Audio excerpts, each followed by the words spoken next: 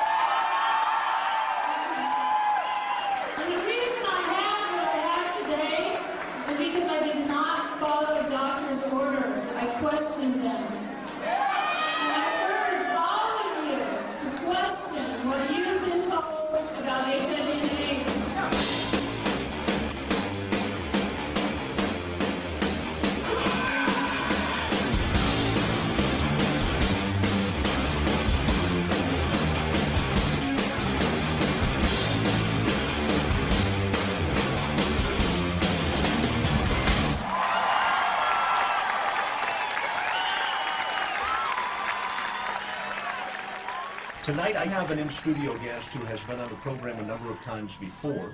She is author, amongst other things, of the book, What If Everything You Thought You Knew About AIDS Was Wrong? Her name is Christine Maggiore, and Christine, it's always great to see you. Thank you. What's this book about, and how did you write it? Well, I wrote it based on my personal exploration of HIV and AIDS information, which was inspired by me testing positive in 1992. When I first tested positive, I didn't have any real questions about what I was being told. I was told, of course, that I was infected with a deadly virus, that I could expect to die. At that time, the prognosis was 5 to 7 years, that I would need to take drugs that would somehow keep me alive while compromising my health, that I could expect to die of AIDS and not to have anything resembling a normal life. I accepted that and went on to become a public speaker and educator for some local AIDS organizations here. And about 1.5 years into my public service, I ran into some information that caused me to question what I was told, and shortly thereafter I had the personal experience of testing indeterminate, positive, negative, and positive, which really set me wondering what was going on. And the book is a result of my exploration of information that I guess you could say is outside of the mainstream, but is totally founded in scientific, medical, and epidemiological fact. And that's what I put together because I felt it was really important to share that with people, not just people who test positive, because The whole idea of HIV and AIDS affects everyone's lives. It shapes everyone's worldviews and factors into their decisions about a lot of things. So it's kind of a book for everyone, but most especially for people who've tested positive, to give them a chance to learn what I refer to as the other side of AIDS information, and to possibly do what I do, which is to live healthy, medication-free, a normal existence with good health and a beautiful family and, you know, good things coming my way.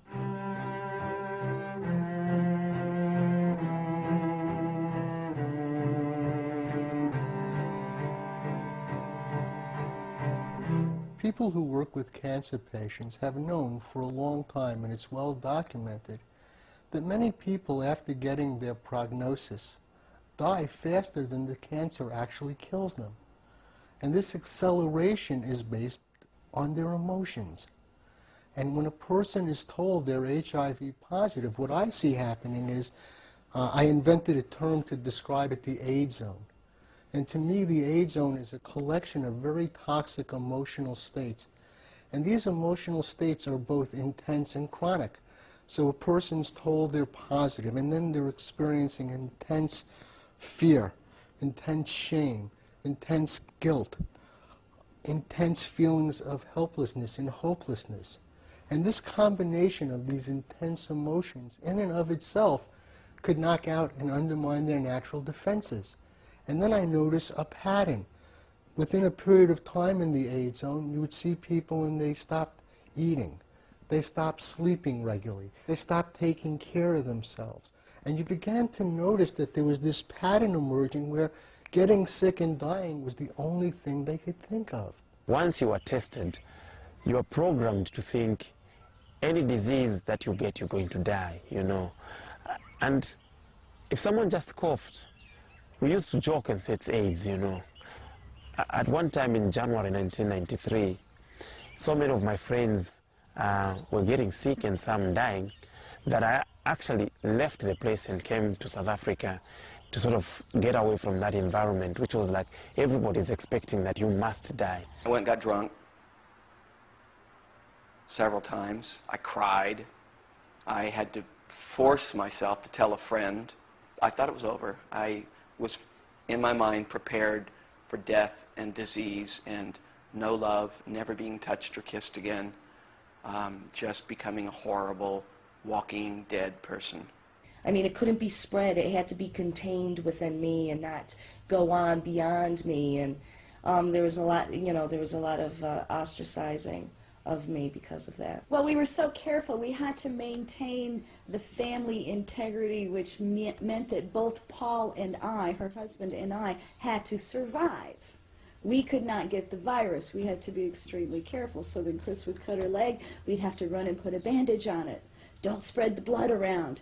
Don't let anybody touch it. We wouldn't double dip into a bowl of salsa, afraid that maybe that's the way we can pass it. It was... We bleached everything. Everything got bleached. Everything was always constantly We turned into the neurotics that we hated. It was insane because both Paul and I had to survive this thing for the kids' sake. I keep thinking back to that very first time, that fateful time I go into the free clinic to get tested for HIV. I walk in fine, and they tell me, you have a fatal disease. And I thought, it's almost like you go there to get one. It's as if you're fine, then you walk in, and then they tell you, you have a fatal disease, and you're going to die. Starting from 1986, when I tested, I've always felt perfectly fine. I mean, there have been psychological factors associated with being diagnosed with a fatal illness, but I've never actually felt sick. So I would go to the doctor feeling perfectly healthy, but scared out of my mind because the fact that I would have my blood drawn and they would count my T cells would potentially tell me that I was that much closer to death. One pointing is a phenomenon where in Aboriginal groups there's a belief that someone in the group has the power of life and death. And if a member of the group breaks a taboo, this person has the power to hex them and kill them by pointing a bone. Now, this bone killed many, many believers. But later on, when the missionaries came and when the Europeans came and these people were conquered, they pointed their bones at the missionaries. They pointed their bones at the soldiers. It had no power, because the power of the bone was in the belief. And what made it work is it wasn't only the individual's belief, it was the whole community, the whole group shared this belief.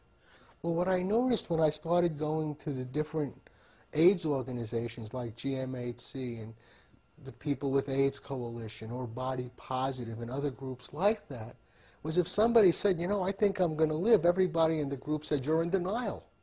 You're going to die. And so it seemed to me that the reinforcement came from everywhere they turned. The doctors expected them to die. Their loved ones expected them to die.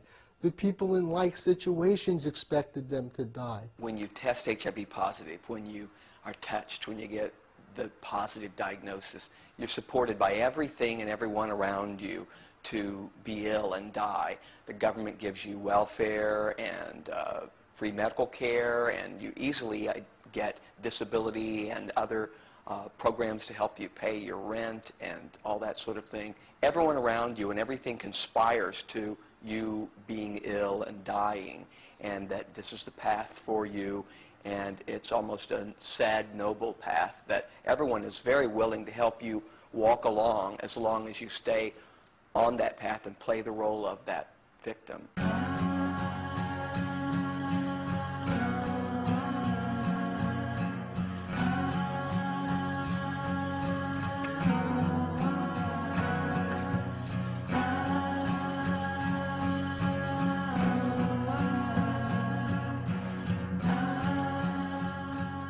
It was easier on the other side.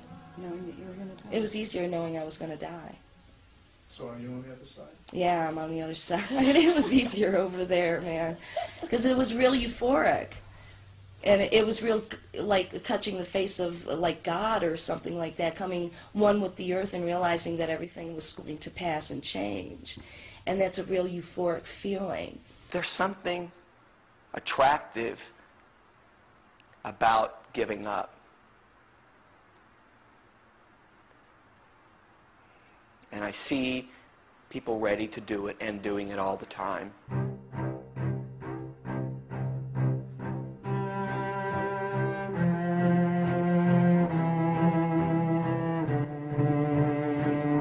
Let's just talk for a moment about testing. What are your thoughts on someone going out and getting a quote-unquote AIDS test? Really, when we say it's an AIDS test, that's a misnomer. It's not a test for AIDS at all. And surprisingly, something that it took me a long time to figure out, it's not even a test for HIV. The test is for antibodies that are supposed to be antibodies to HIV, but they're not. It's a test for nonspecific antibodies that may or may not have anything to do with HIV. A very heavily referenced review article on the validity of the HIV tests had more or less concluded that they had never been validated. At the time, I didn't quite realize that one of the implications in this article was that HIV itself had never properly been isolated. It was so difficult to isolate and obtain that that was the reason why the HIV tests had never been validated, because to validate a diagnostic test according to the classical decent standards, you need to show that patients who test positive with your antibody kit have got the virus in them, and patients who don't test positive are free of the virus. Broadly, that would be how you would establish its validity. And that had never been done, because you can't find this virus in AIDS patients or in HIV-positive patients. HIV, first of all, nobody's ever found it in a human being. Think of it. The so-called HIV tests do not detect HIV in a person. They detect your antibodies that react to some proteins that are produced at Abbott Laboratory. They do not find HIV in the person. They find a person's functioning immune system that could react against HIV if it were there. Millions of people take tests that are referred to as HIV tests. However, the idea that there is a laboratory test that can determine whether or not a person is infected with the virus is simply an illusion. The FDA has never approved a test kit that claims to be used for the purpose of diagnosing HIV infection. It is always possible to determine whether someone's infected with HIV.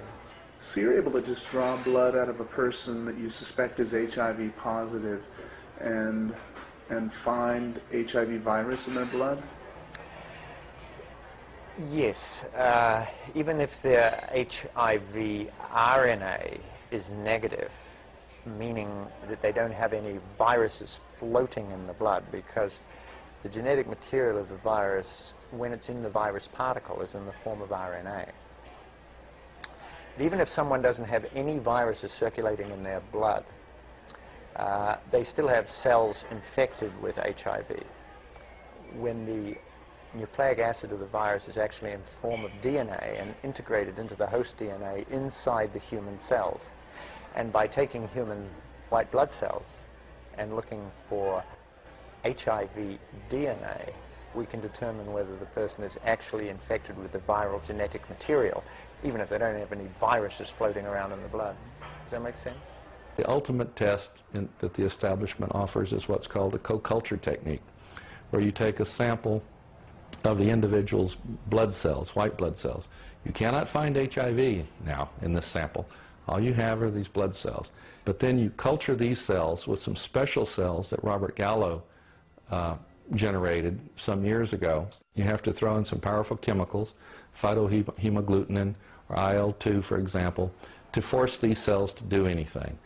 The idea is to wake up the patient cells to start producing RNA, and then this RNA will be coated in a protein, and possibly then there will be viral particles produced in the medium.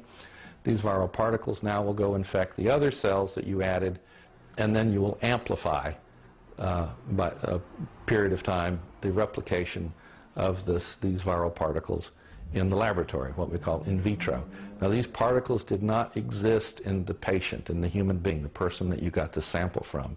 You created them in the laboratory, and by creating these virus particles in the laboratory, people say they have isolated HIV from a human being. They have not done any such thing. Nobody was looking at the blood of an AIDS patient and finding it crawling with some new organism and said, hey, this is this virus that we call HIV now. Is there a test that can definitively tell you if you're infected with virus? With the virus, sure. What is that test? Well, the test is to do the ELISA test, which really demonstrates, and in essence it's a surrogate also because it represents antibody production to the virus. But they have demonstrated the virus. They've had crystalline models of the virus. HIV exists.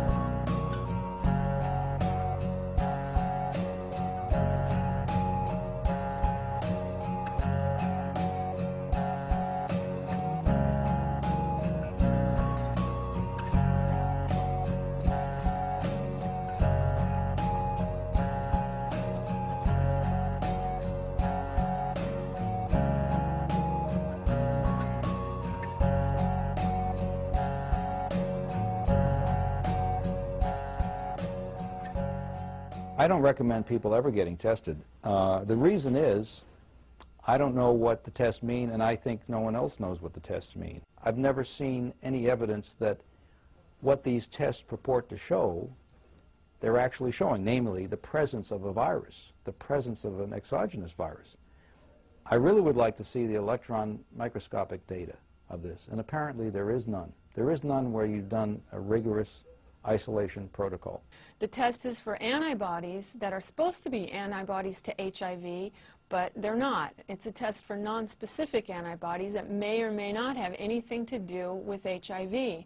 So it's not at all like we're being told, and it's really, when you think about it, if you're told that testing is responsible, it's a pretty irresponsible test to be taking. In the gay community, everybody tests all the time. Everybody around me was taking HIV tests. It's a responsible thing to do. It's sort of a gay rite of passage to regularly get tested. You know, and consequently, many people around me tested positive.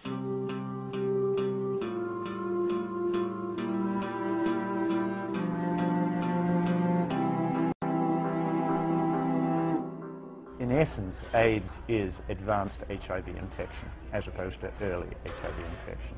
AIDS is when you're ill, and HIV infection without AIDS is when you're heading towards being ill but you're not ill.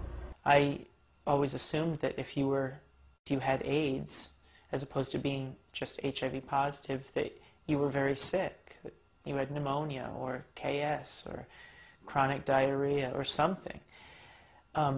That changed for me when I myself was diagnosed with AIDS. And I was diagnosed not because of an illness, not because I was sick or that my immune system didn't seem to be working, but because my CD4 count had dropped below 200, which according to the CDC definition is what defines AIDS, an HIV-positive test and a CD4 count of less than 200. In 1993, in this country, we adopted a definition that caused the number of AIDS cases to double overnight. And part of that reason was, for the first time, we began counting people as AIDS victims who were not ill and who did not have any symptoms. They had a low T-cell count. And that's only one low T-cell count. And T-cells are something that can fluctuate 100% in a given day.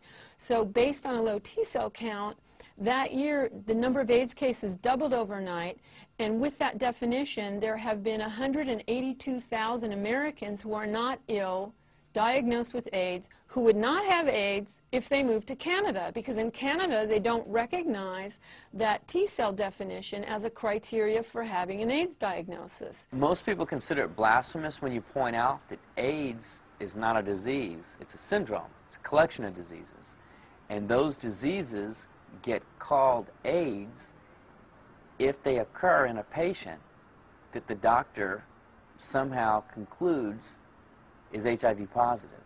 All of the diseases in the category called AIDS occur to people who are HIV negative. None of them are exclusive to people who test HIV positive, and all of them have causes and treatments that are known, well known, that are completely unrelated to HIV. So any of these diseases, when they happen to somebody who tests HIV negative, are called by their old name, but when they occur in someone who tests HIV positive, then they're called AIDS. All kinds of diseases started coming into the AIDS family faster than anyone should have been comfortable with, really. To go from 2 or 3 to go to 30 in a few years was like somebody should have said, hey, there's something wrong here, and it's got to be financial. Things don't happen that fast in science. You don't suddenly notice that one new organism is causing every problem. I mean, it was a bizarre thing that happened. It really was. It didn't really have any precedence in terms of medicine before that, unless perhaps you could think of the possession by the devil stuff, right? You see, once you're possessed by the devil, anything that happens to you or anything you do is got to do with that, right? So it makes it easier for you to get tuberculosis, and it makes it easier for you to get uterine cancer.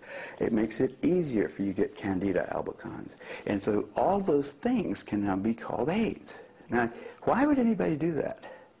And why would any reasonable doctor start lumping together various symptoms into one pile and think all this is caused by HIV? We have a test, but it's not a test for AIDS. And it's called an HIV test, but it's not a test for HIV.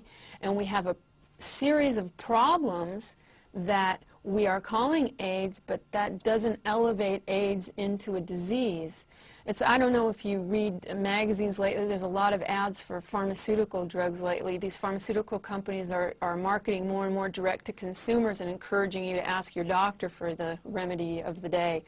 And I noticed that there's a lot of these syndromes popping up, like social anxiety disorder or SAD. I mean, you can make a syndrome out of anything you want, basically, and then find medicines to sell to make people better from it. And AIDS is not that, ludicrously simple, but it is, in a sense, just as constructed. It's a construct. It's a category of other problems some of which were occurring in greater numbers in a very small subset of people here in the U.S. and other parts of the world, that became, due to the social political climate with regard to sex, death, homosexuality, and drug use, it became elevated into this medical phenomenon that has become untouchable and sacred almost.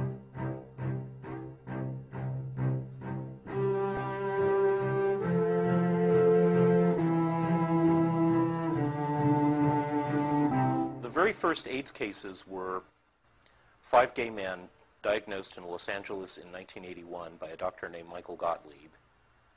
And what linked them was that they were all in what was called the fast lane gay lifestyle. They were doing a lot of recreational drugs. They were taking many different drugs at the same time, combining drugs much more than was the pattern for straight drug users. They also partied a lot. They went to bars, they went to clubs, they went to bathhouses. They met a lot of men. They had a lot of anonymous sexual contacts. And as a result, they were exposed to a lot of the classic sexually transmitted diseases like syphilis and gonorrhea. And because they were getting those diseases, they were also frequently going to doctors and getting antibiotic prescriptions to treat those. All of that created a situation where a handful of gay men were burning the candle at both ends and putting a blowtorch to the middle. And it's no wonder that after a while their immune systems started to collapse and they started getting sick in these unusual ways that previously had only been seen in older people whose immune systems had deteriorated from age. I would watch my friends stay up all night at the baths doing speed and then take a downer, and then in the middle of the day in the afternoon they'd be under the covers twitching. I consciously tried to deal with drugs in a saner way than most of my friends did.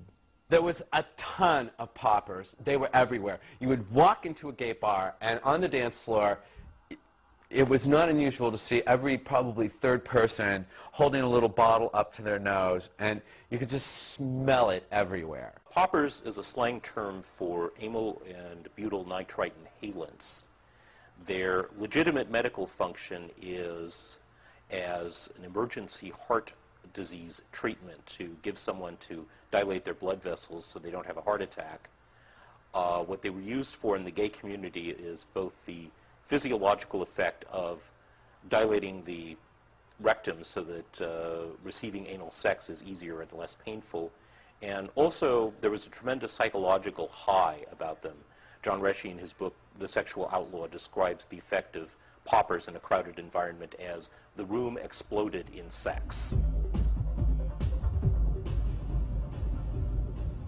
They became a mainstay of the gay social scene in the late 1970s, were commonly used by large numbers of people in gay clubs and in the bathhouses.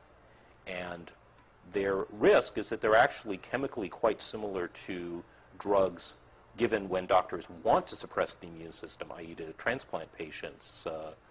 The chemistry is rather similar, so it's not at all surprising that people who took these drugs quite often would develop immune suppression. So the drugs became something that you did together with a group of friends before going out. It became part of the way that our social lives were starting to be structured. It was a blast. I remember living in Miami and flying to New York for parties at the Saint, and going. This was a club that was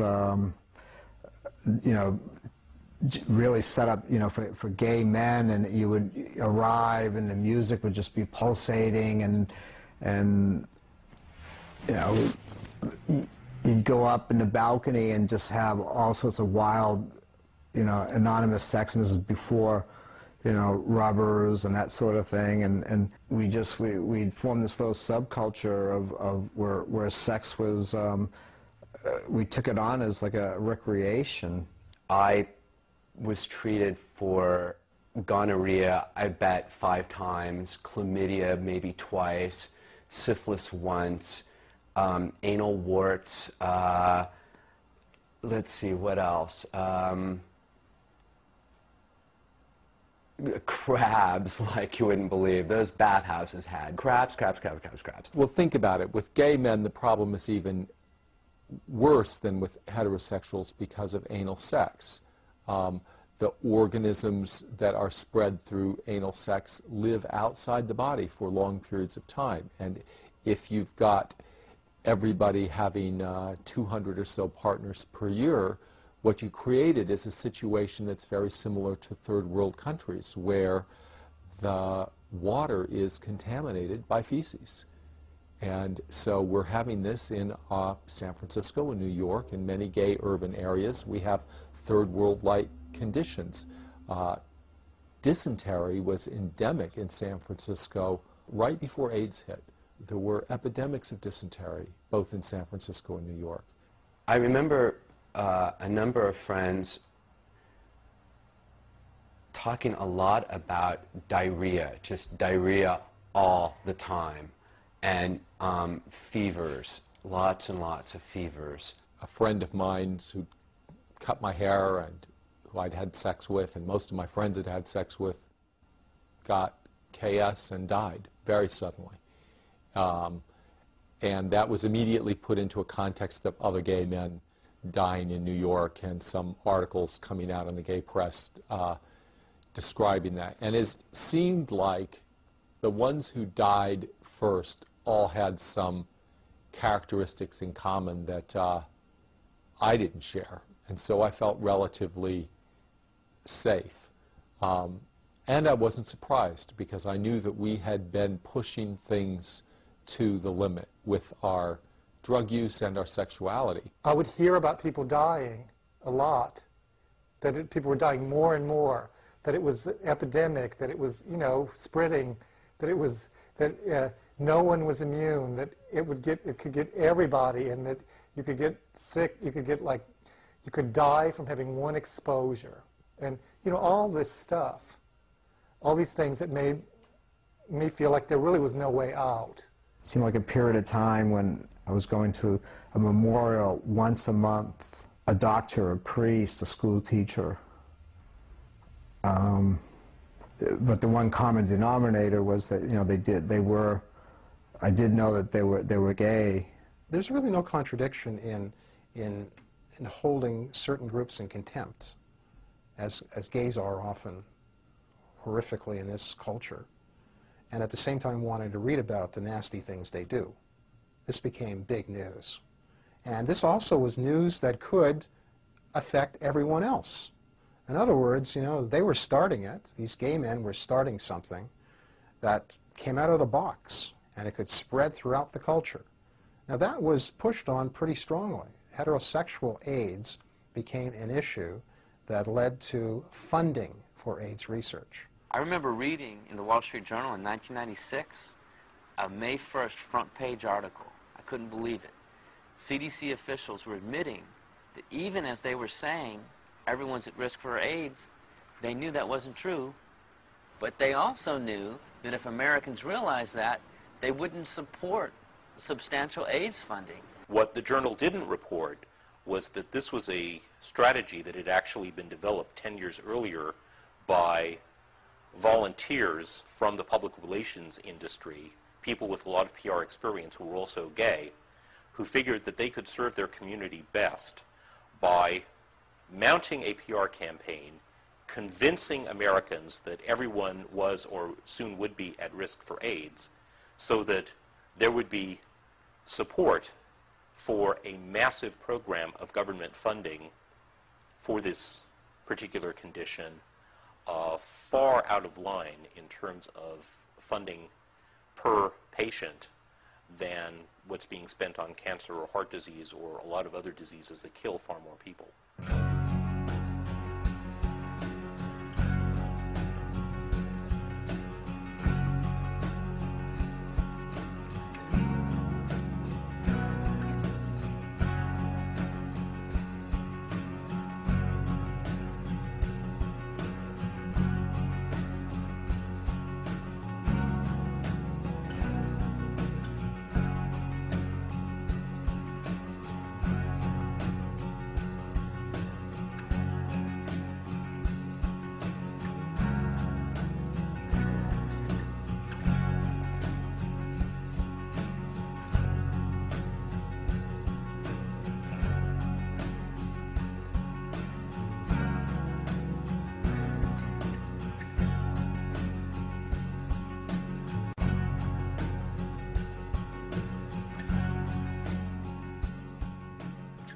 People that say that HIV is not the cause of AIDS are practicing supreme denial. It is amazing how human beings can look at black and call it white, or look at white and call it black. They can look at all this evidence, but if they don't choose to believe it, they don't choose to believe it. I've been covering AIDS for something like 20 years, and for perhaps half of that time, I reported it from the conventional orthodox perspective that this was a deadly new virus that was causing this condition and spreading secretly among us, putting at risk everybody who was sexually active. In the last few years, I've come across some different points of view which, to begin with, I found very hard to believe or accept, but I found some space in my very busy work schedule at the London Sunday Times in the early 90s, where I was working as medical and science correspondent, to study the references and the viewpoints being put forward by some doctors and scientists, mainly in the States, who had this questioning viewpoint about HIV's role in AIDS. And gradually, to my amazement, I found that the evidence seemed to suggest that they were much closer to the truth than what I've been reporting previously. I was an undergraduate biology student at Florida A&M University when I first heard that some people were saying that HIV doesn't cause AIDS. This sounded really crazy to me, but I looked into it, and I found out that the leading critic of the HIV causes AIDS model was a University of California at Berkeley biology professor, Peter Duesberg, who was a pioneer in the study of retroviruses, and HIV is a retrovirus. Duesberg was the first scientist to isolate the genetic structure of a retrovirus, and this was a discovery that several of my textbooks had described. I read some of his papers. They were very fascinating, they were very clear, and they made sense to me. The basic assumption that AIDS was infectious has never been, in fact, tested, never been discussed, never been contested, or never been proved. That is an assumption that is very popular among doctors and scientists who study microbes and viruses, which are the bulk of doctors these days, or scientists in microbiology. But the majority of diseases affecting us in the Western world, that is over 99% of them, are not caused by viruses and microbes. But all doctors are all too happy to blame any disease or any new variant of a disease on a microbe, because then they know what to do, what to look for, and how to possibly cope with it by making vaccines and antimicrobial and antibiotic drugs. We are now indicting the most harmless and most difficult to detect viruses with technology that is designed to find a needle in a haystack and blame them for fatal diseases under conditions where they are virtually undetectable in a patient, like HIV and AIDS. And that's the trouble with the hypothesis. We are blaming a virus that is practically not there, only antibodies against it are there, that is biochemically not active, that is not infecting more than 1 in 1,000 of T cells in an AIDS patient for fatal immune deficiency. If that were a cause of death, none of us would be speaking here today. We would all be in cemeteries or in intensive care units. Dr. Kary Mullis, who invented the polymerase chain reaction, gives this in '83, I believe, and he got the Nobel Prize in 1993, gives this little story that he was hired to do PCR for an HIV project for a private company, and he wrote as the first sentence of his paper, HIV is the probable cause of AIDS. And he said he turned to a virologist and said, what's the reference for that? And the virologist said, you don't need it. Well, Mullis is smart enough to know, of course, something new as this, you'd always have a series of original papers that established unequivocally that this was the cause of AIDS. Then, and only then, I started looking into it. I looked up a bunch of papers in science that Bob Gallo, I knew about him and had written. I figured, well, Gallo must have been the one to figure it out, because he's the name I've heard associated with it. I looked at his papers, and I didn't find anything in there that actually showed me that there was a fact now in science called HIV is the cause of AIDS, or even the probable cause of AIDS, which is all I would have expected, the probable cause of AIDS. Highly probable, because they were attacking the whole problem by then as though it were certainly the cause. So I'd expect it to be highly probable, but I couldn't find anything that said it was remotely probable even. It was possible, but it wasn't probable. And so therefore, it wasn't even close to what you'd call a fact. Well, I call these the AIDS axioms. AIDS is contagious, AIDS is sexually transmitted, AIDS is caused by HIV, and that the anti-HIV drugs promote health and well-being. The reason I call these axioms is because they're assumed to be true.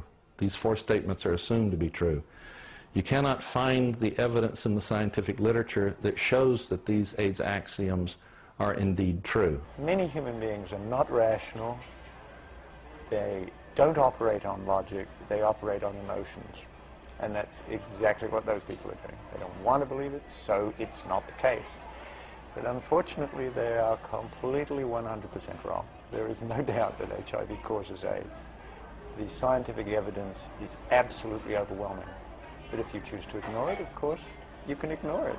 Such is the power of the human mind. There are no really good experiments that would lead anybody who was at least maintaining a healthy skepticism to believe that HIV was responsible for this series of, not series, but kind of a loose confederation of diseases that people are now willing to call AIDS, right? It's a confederation of maybe 30 different diseases, all of which have existed in one form or other prior to the condition that we call AIDS ever being pointed out, and all of which have had some other explanation at one time or other. You know, to say that all 30 of those are somehow caused, in at least some cases, called AIDS cases, by a virus called HIV, I think I haven't seen any evidence for that. I haven't even seen anybody trying to bring evidence forth for that. And he said he's been looking for that since, I guess, the late 80s, and he hasn't ever been able to find anyone that can give him a paper that showed, number one, isolation of HIV.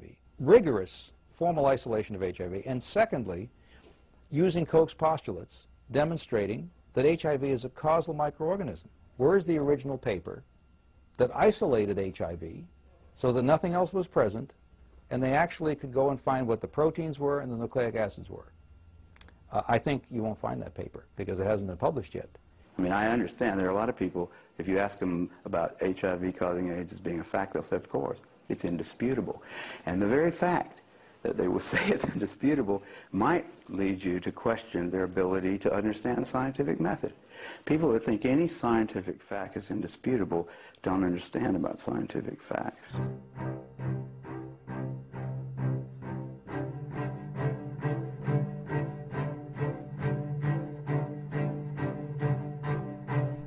There's two types of antiviral drugs. One is the AZT-style drug, also known as nucleoside analogs.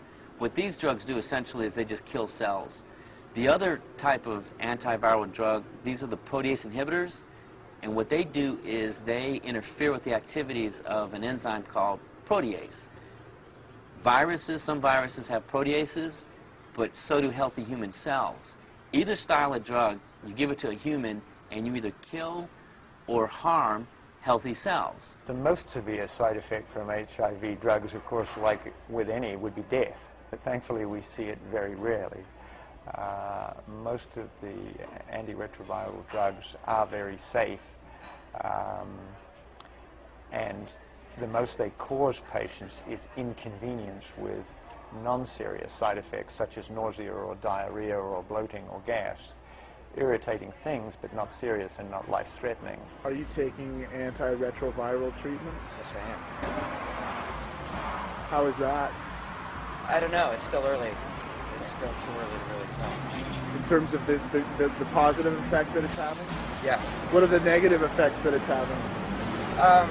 Well, I lost a lot of weight, about 50 pounds, a lot of muscle mass,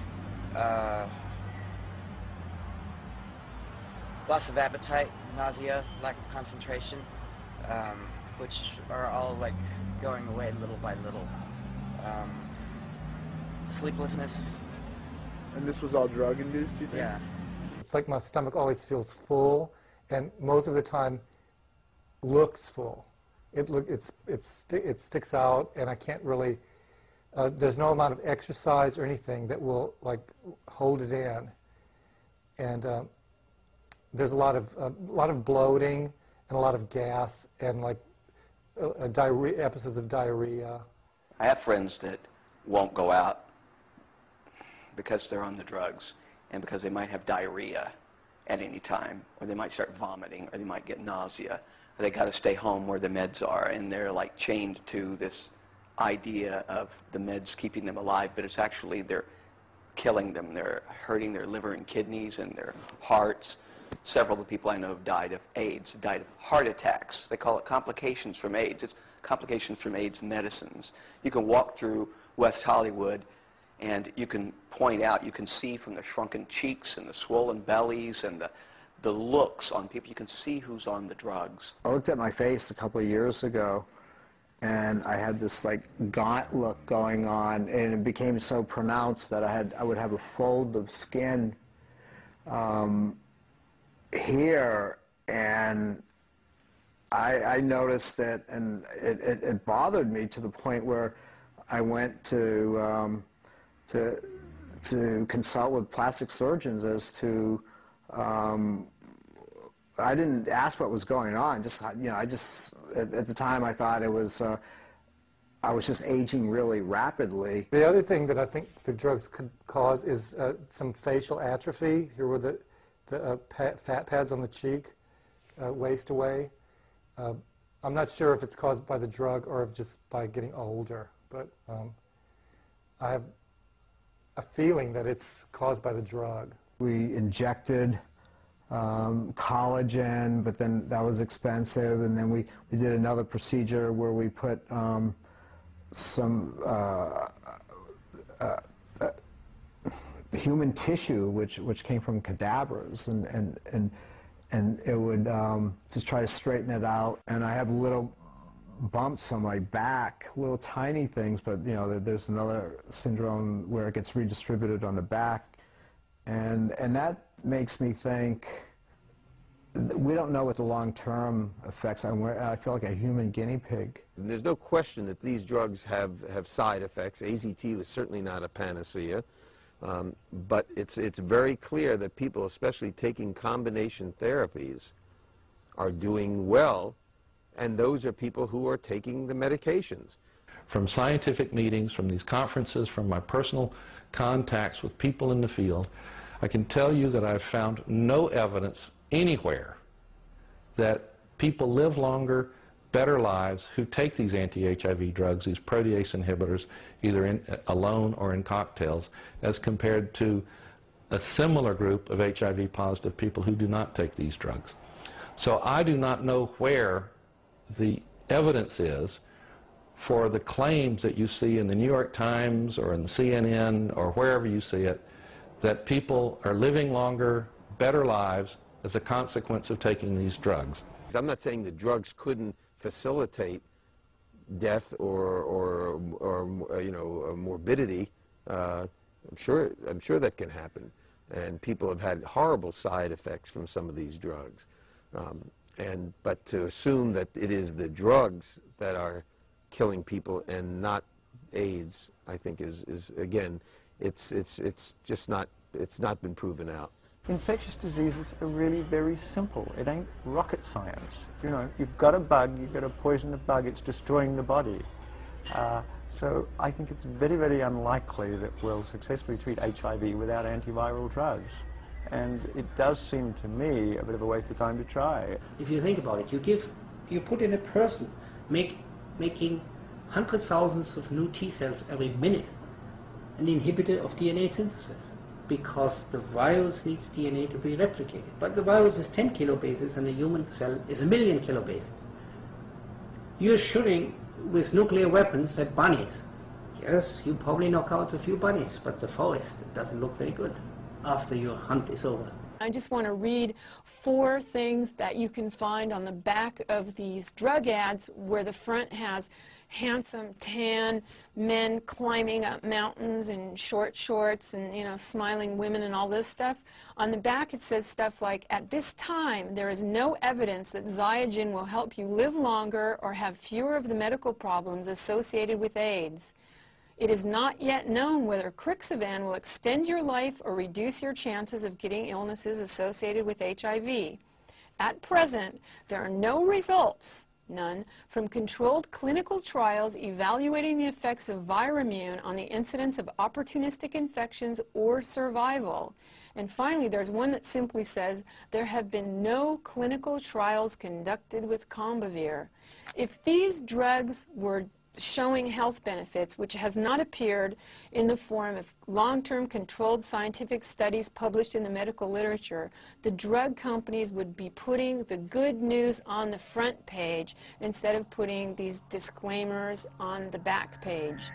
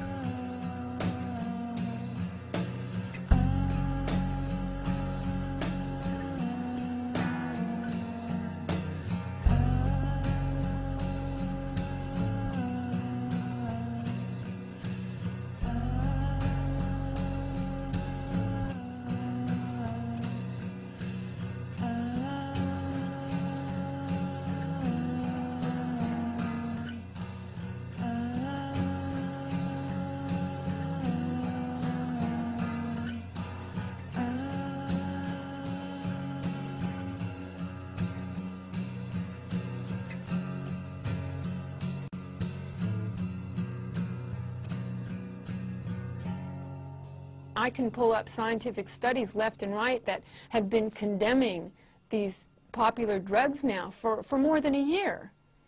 But by the time it filters down to the people who believe they need them, for many of them, it's too late. You know, you'll put up with this kind of stuff because you think that you've got to do it.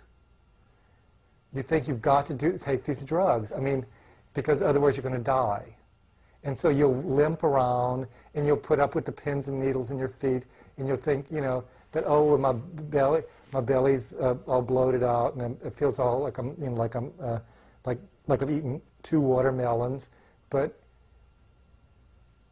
it's, you know, it's better than the alternative, and it's like, I don't know, you know, what is the alternative? Did you ever question what you were being told about your diagnosis?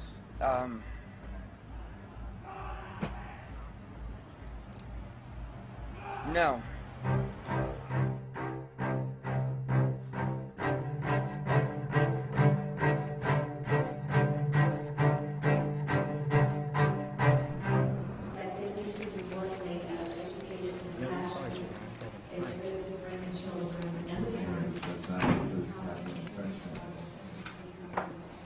Hey, I'm Christine Maggiore. I'm convinced it's wrong to encourage HIV testing and to administer death sentences to people who test positive. The HIV test is well documented to cross-react with numerous non-HIV antibodies that can be found in normal, healthy people. They read these as HIV antibodies and give a positive test result. Cold, the flu shots, hepatitis, herpes, rheumatoid arthritis, other immunizations, and pregnancy can read as HIV positive on these tests. Pregnant women who test positive are told they have to take this, AZT, or abort. That's an actual AZT label. AZT is a chemotherapy. It's a known carcinogen and works by destroying DNA chains as they're forming in the body. It causes severe anemia, so severe people need blood transfusions. It causes muscle wasting, neuropathy, diarrhea, dementia, spontaneous abortion, fetal deformities, and lymphoma. As we meet here today, there are parents across the country who risk losing their children to state custody for their refusal to give their children AZT. Next week in Eugene, Oregon, the parents of an HIV-negative baby are being charged with negligence and intent to harm for objecting to orders to give their baby AZT. This baby's father is HIV-negative, his sister is HIV-negative, and he's HIV-negative. But since his mother came up positive on an HIV antibody test, the state says that they must give this HIV-negative baby AZT, and she cannot breastfeed him. This isn't public health policy, this is madness. Our pediatrician came to take a look at him, and she gave him a little checkout and said he looked great. He apparently was very healthy, and all his vitals were working right, and everything was good. He looked like a good, strong, healthy baby. But would we consider a visit from this infectious diseases pediatrician? She came by and looked at Felix and also agreed that he was a very healthy-looking baby, looked fine, but urged me to stop breastfeeding right away and to start the AZT treatment for him. That was really the best thing to do in this case. So we talked with her for a little while about why we had decided not to, and that, you know, we really had based our decision on a lot of research and a lot of soul searching and, you know, just kind of the basic information that we had about our own health and the health of my daughter and especially my health. She was just rather strident and informed me that she would be going to the ethics board of the hospital and would be consulting with the hospital's attorney.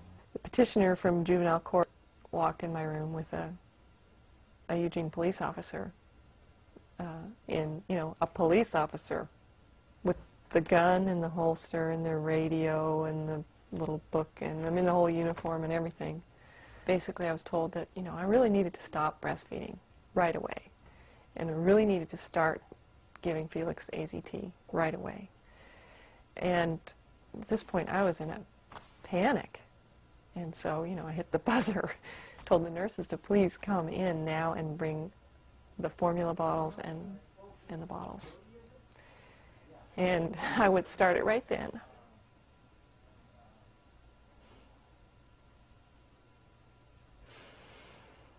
So that's what we did. But it didn't make any difference because we were already caught in the process. Didn't make any difference. So I realized then, I read the paper, that my son was no longer in my custody, in my legal custody, and that he was, as of that moment, under protective custody of the state of Oregon. And that they would leave him with me, but with those kind of orders and that kind of paper in your hand, you realize that, you know, nothing is certain. Would put it in a syringe without a needle on it, and I'd put this little teeny tiny tube on the end of the syringe, and then I would tape the tube, the end of the tube, onto my finger, and then I would squeeze the syringe and I'd watch that medicine go down the tube until it got right to the end, and then I would put that finger in my baby's mouth and he would start to suck, and then I would have to squeeze that syringe until it was all the way down. Then there was still some left in the tube, so I'd have to take the syringe off the tube and then draw up some formula in that syringe and reattach it to the tube and then push the formula through so that he would get all the 0.65 milliliters of AZT. 3 months into the pregnancy, they tested me. I came up positive. We fought them, saying we didn't believe it, put them off, we don't want the drugs for 2 months, and we agreed to start the AZT 5 months into the pregnancy. And that's when they took us down, they put us in an office, we had these stack of papers, and we just signed it all. She was doing seizures for a while. Yeah, she did some Or she'd be seizures. sitting there and her face would just kind of tighten up and And her snapped eyes would out roll of it. back And her eyes would roll. And then she, that one time on the couch, we came out and she was convulsing. Right. And we called the 911. She had a lot of fever-related seizures. She's been very, very, very hard to raise. And I know that she was poisoned. She's a different child, and it's everybody, a lot of people know. Rachel is going to lead Rachel's life. Right. And Rachel physically seems to be fine.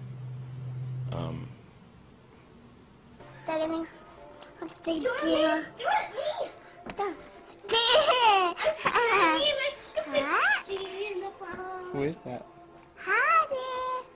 She can't say 1, 2, 3. She can't say she can't count to 3, and she can't say A, B, C. And she can't say your name, and she can't tell you how old she is. And sometimes in her head, I mean, she wakes up in the middle, like crying sometimes, and like in pain, just screaming, and it's hard to see what's going on with her, and it really hurts me. And I feel somewhat responsible because I let those doctors give her those drugs. And I don't think that Paul and I can really say that there's anything specifically wrong with her, because I don't think anybody can really tell. Rachel's different. She's just different.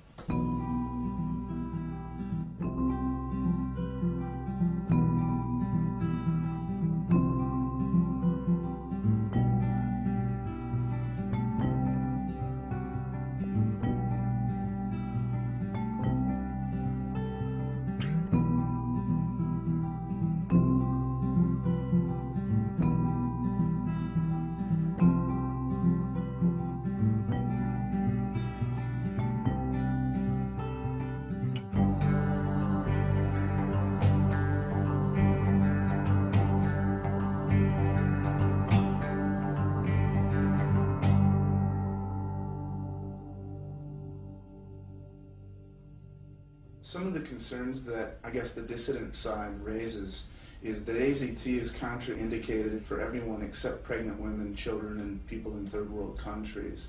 How does that work? What's your response to that? Well, that's an absolutely ridiculous position. It's totally false. We give AZT all the time to patients with HIV disease. In monotherapy? No, we don't use monotherapy ever. We use AZT as part of a combination regimen. But let me ask you something. Do you believe that HIV causes AIDS? That's the general position. I mean, that seems to be the prevailing wisdom on it. Do you personally believe that HIV causes AIDS? I don't have enough information either way, personally. Are you one of the dissidents? A dissident? No. How can you say you don't have enough information if you're doing a documentary on this topic? I'm forming an opinion based on the information that I gather. Honestly, Robin, if you're at this meeting, you should have had an opinion formed before coming here. That's not necessarily true. That's not necessarily true. I mean, I can see that you're a man who stands powerfully behind that idea. I stand powerfully and passionately behind that idea. And I'm concerned that if you are someone who is going to waffle on this topic, that you will attempt to edit my remarks in a way that will make me look foolish. I will not do that. I'm not out to take anyone's dignity or anything. I'm trying to put together a series of interviews that bring enlightenment to the subject. That's it.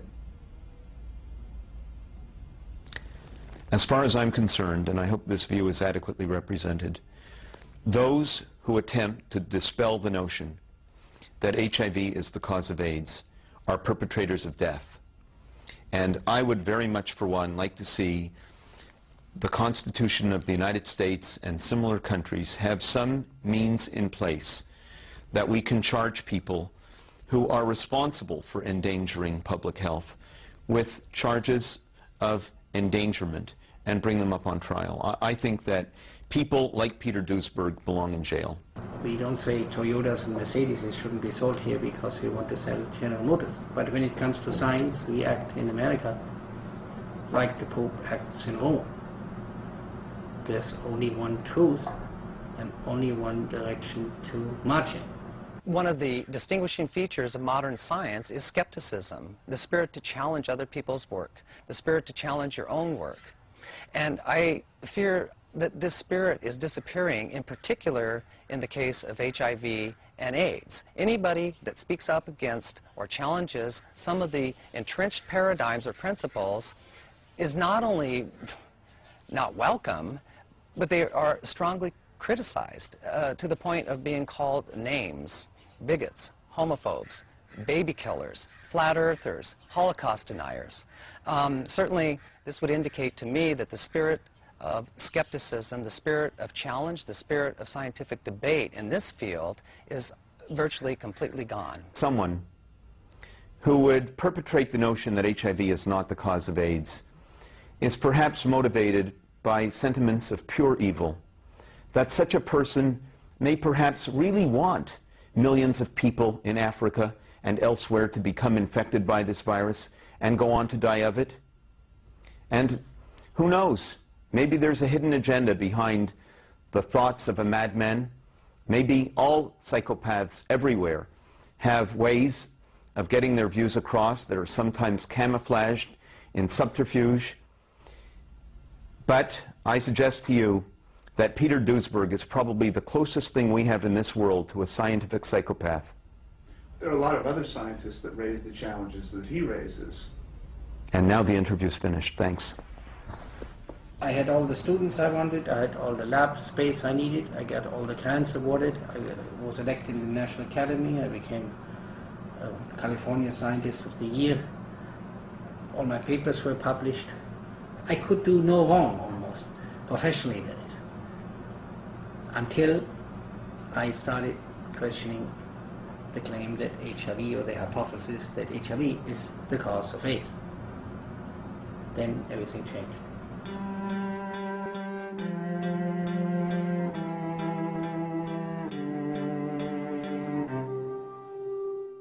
The disease that is now known as malaria was thought up until the middle of the 19th century to be something caused by organisms in the air, hence the term malaria. I mean, the French thought that it was a disease of lethargy and of fever caused by being in tropical climates because there was something in the air. It was not till the middle of the 19th century that they discovered that malaria had nothing to do with the air, but it was caused by the bite of the Anopheles mosquito. That's the vector for malaria. So, you know, the causation for disease, the causation for illness, for a number of other natural phenomenon in astronomy and microbiology is always something that's open for robust and vigorous dispute and debate, and AIDS is no different. It has been something of a marvel to me how colleagues in the business, who normally would be the first to challenge blatantly exaggerated claims that come from organizations like UNAIDS and the WHO and some of these other major organizations, they're completely uncritically accepted and uncritically reported. And this is harmful because it's helped, every time these agencies feel that concern about AIDS is beginning to die away in the countries where it's a diminishing problem, they issue new reports with new projections and new exaggerated claims to try to keep the funds flowing and keep the concern there. And I can understand this from one perspective, that because they have the mindset that this is such a terrible epidemic, and because they've closed their minds to other ways of thinking, they feel that they're justified in doing this. But it's a dangerous way of behaving, and it's helped to distort the science and maintain some illusory aspects of this for much longer than need have been the case. I don't think most people got involved in it, really looked at it and said, I don't think this is really true, but I won't get into it anyhow. It wasn't like that. It was like they were never questioning it because it was the easy way to go. You follow, I mean, if somebody's paying you $150,000 a year for working on something, you don't have to be questioning whether that's useful every day because it's useful to you. I mean, if you're trying to work your way up in IBM, you don't immediately go to the chairman of the company and say, does this company actually do what it says it does? I mean, are we really for real? I mean, you don't do that, right? So the fact that everybody that works for IBM believes in IBM as a company does not say that IBM really does what it says it does. It just says, well, of course, everybody that works for IBM kind of toes the line, right? So everybody in the field of AIDS works for AIDS in a way. I mean, you can think of it as a big corporation that's completely funded by the federal government. It's a big company. It's a big organization which has a pecking order. Not quite as distinct as some companies, but not as indistinct as you might think. It is not a bunch, it's not 30,000 independent scientists working in their own labs with their own ideas. See, so to say that they all go for it, it says, well, they all belong to the club, don't they? They're all being paid out of the same coffer, and they're not going to be paid if they don't go for it. So you can't, the only way to resolve this for yourself is to say, I guess I'm going to have to learn a little about it. I feel like I'm waking up from some 5-year sleep in which I agreed to do something that I didn't really believe in or want to do, but I did out of fear and really a kind of pressure. I think that the basic paradigm that we all function under with HIV and AIDS is one of fear. It's assumed that you're infected and that you have a death sentence. It's assumed that if you don't follow doctor's orders, you're going to get sick and die. There are many, many people who are not following doctor's orders and who are doing quite well.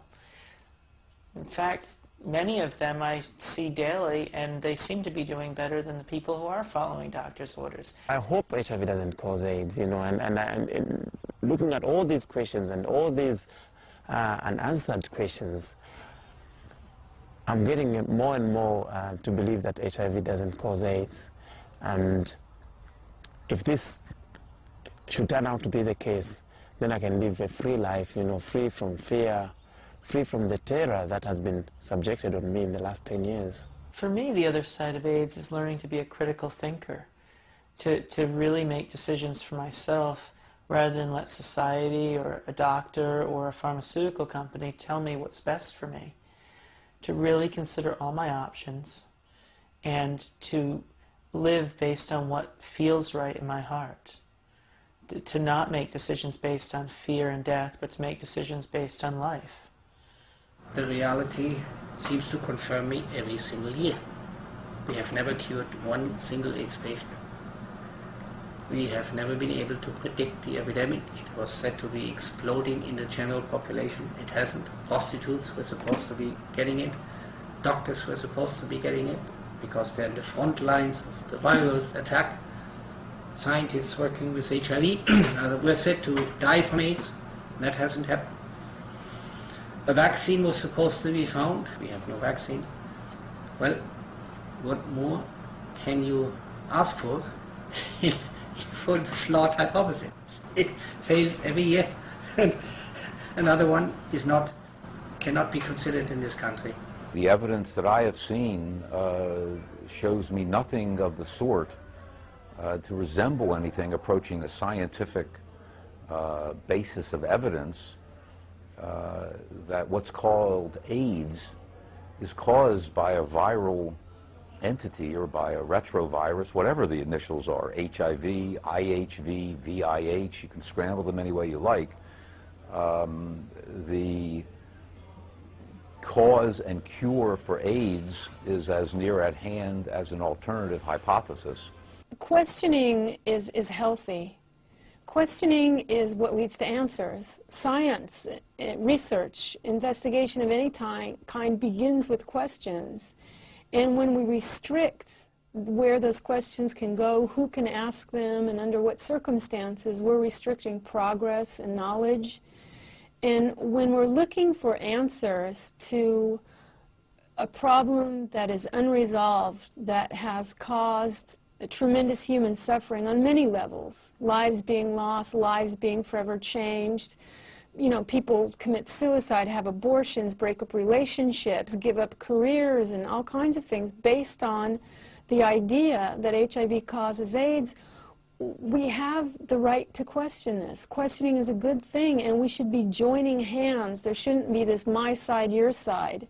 We should be joining hands, the so-called mainstream AIDS organizations with the so-called alternative AIDS organizations like ours, in an effort to explain the anomalies, to fill in the gaping holes in our knowledge, and to embrace what we don't understand in order to come to some answers and solutions that can truly be of help to people.